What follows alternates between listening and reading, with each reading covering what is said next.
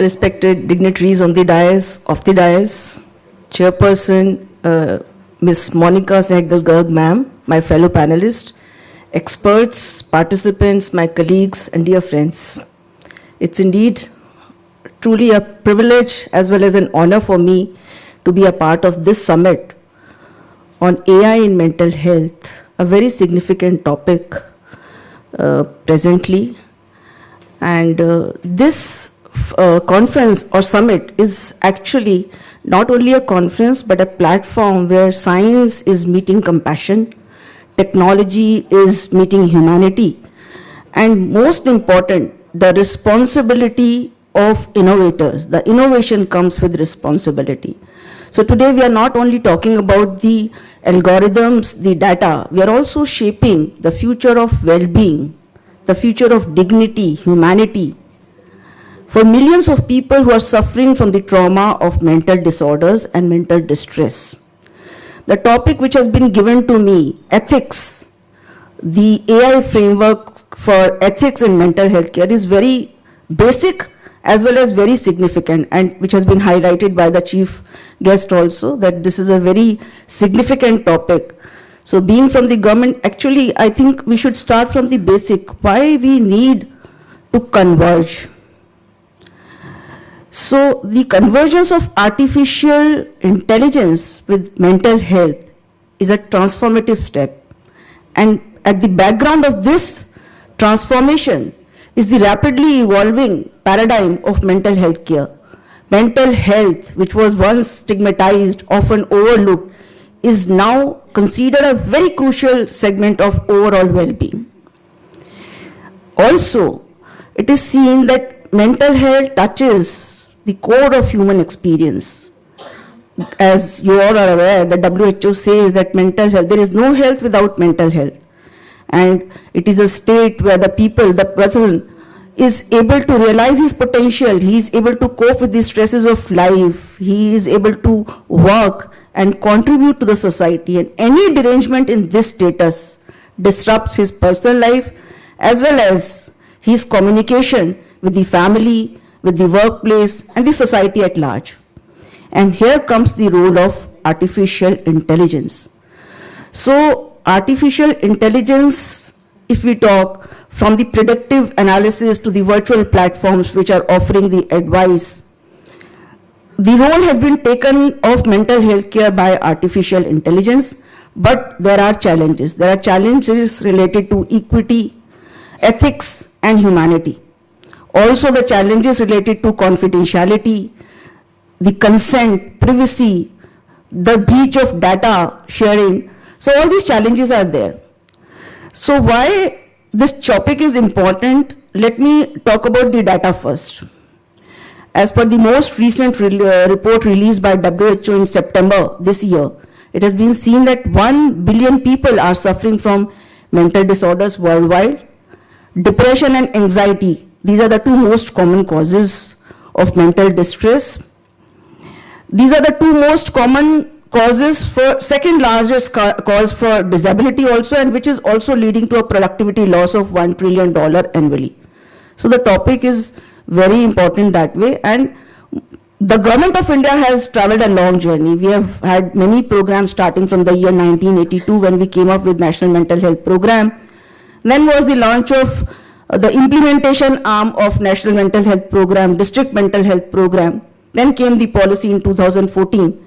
And then came the Act. Now the Act also enshrines the right to privacy, confidentiality, consent, dignity of care. So our role becomes more important when we see the Act, we see the challenges, and we see that artificial intelligence is presently being used, I think, by youngsters most often. So the role becomes very important. Now, if we see the role of AI in detection, yes, the dementia, depression, the early signs recognized by facial expressions, speech, the kind of advice that the virtual platforms are offering, or the chat box giving the coping strategies to the youngsters. But Are we following the rules? Are we following the ethics? This becomes important. Also, so why should we have ethics? We have so many regulatory formats available from the world, but can we take them? No, we can't, because our ground realities are different from the global realities. We have the challenge of stigma, we have the challenge of lack of awareness, our cultural sensitivity is different from the world, our people are not digitally trained. So our challenge is much larger than that. The way our people express their mental disorders is different from the way the world sees it. Our people are not trained digitally, and this increases the risk of misinterpretation, misinformation, and misdiagnosis also. The challenge of bias comes because we are not taking the data from diverse settings. So all these challenges are there. And to combat all these challenges, I think we should have an Indian framework of AI ethics in mental health. And most importantly, India cannot be a regulator taker. We are regulator maker. So we should provide to the world an ethical framework for AI in mental health. So what we need to do? Firstly, we should form a framework of pillars. So this framework of pillars, as other speakers have also highlighted this, it should be safe and it should be accountable. So for that, because startups are there, so they need to note this, that whatever we are offering and putting in the public domain should be regularly tested. Secondly, the bias and fairness, because we are giving the decisions also, the diagnosis also.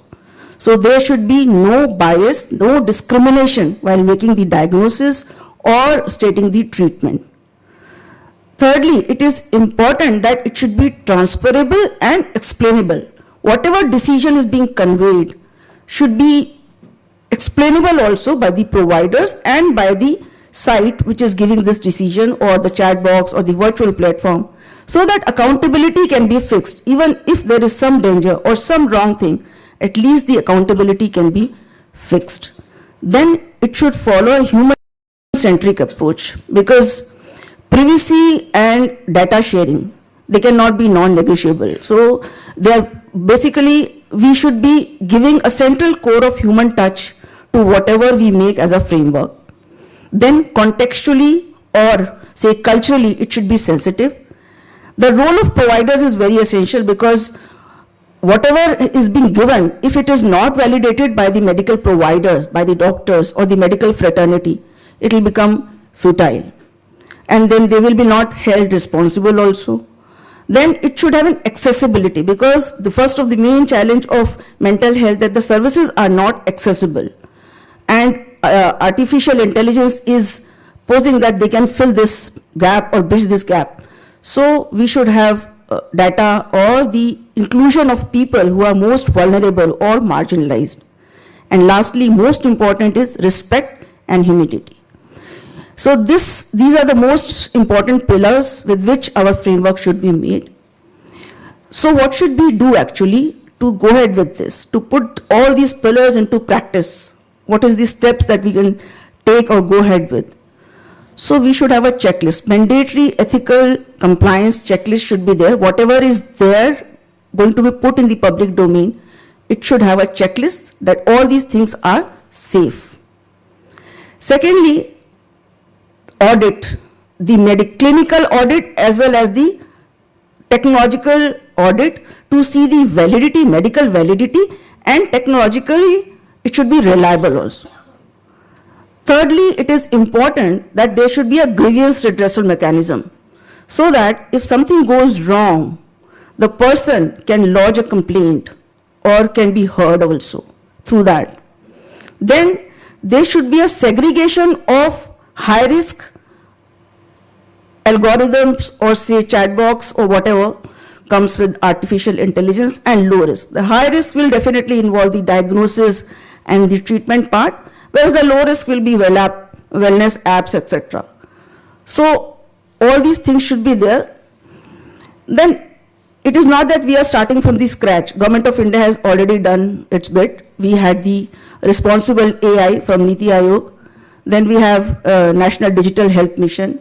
We have the National Data Governance Framework.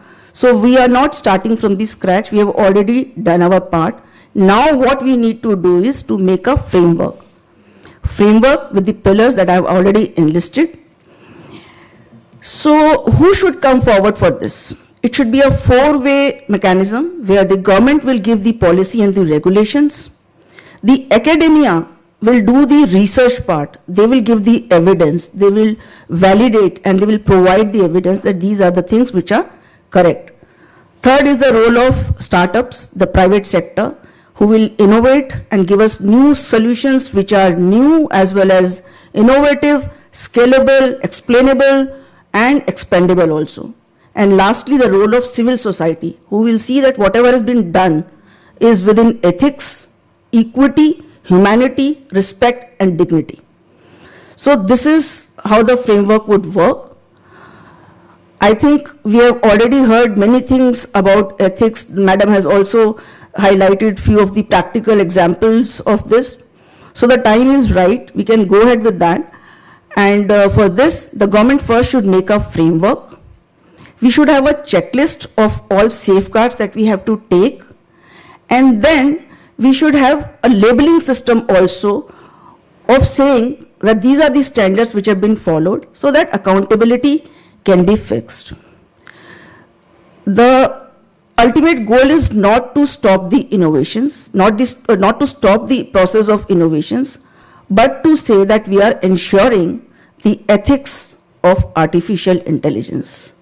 With this, I would close my deliberations. Thank you. Jai Hind.